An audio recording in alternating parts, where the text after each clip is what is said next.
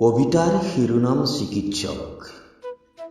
এই সংকটৰ বেলা এই চিকিৎসক বৈদ্য ধনন্তৰী, তোমাক নমস্কাৰ, তোমাক নমস্কাৰ।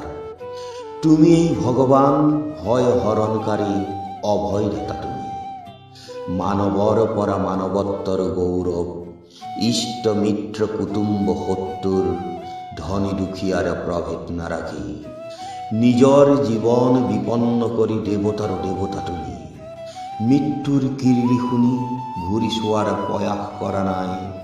কলীয়া ডাৱৰ ফালি পূৰ্ণিমাৰ শুকুলা জ্যোৎস্না বোৱাই প্ৰয়াসী হাঁহিৰ ৰেঙনি, নিত্যা বিজয়ী অক্লান্ত প্ৰহৰী।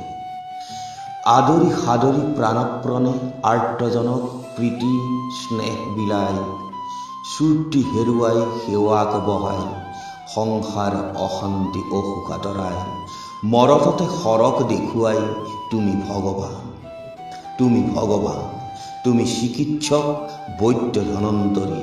পুত্ৰ পৰিবাৰ সকলো নেওচি নিৰুদ্বেগ চিত্তে তুমি মাথো সেৱক, আৰ্তজনৰ ৰোগীজনৰ একান্ত ভগত, মানৱত্বৰ শ্ৰেষ্ঠ পূজাৰী, মানৱত্বৰ শ্ৰেষ্ঠ পূজাৰী।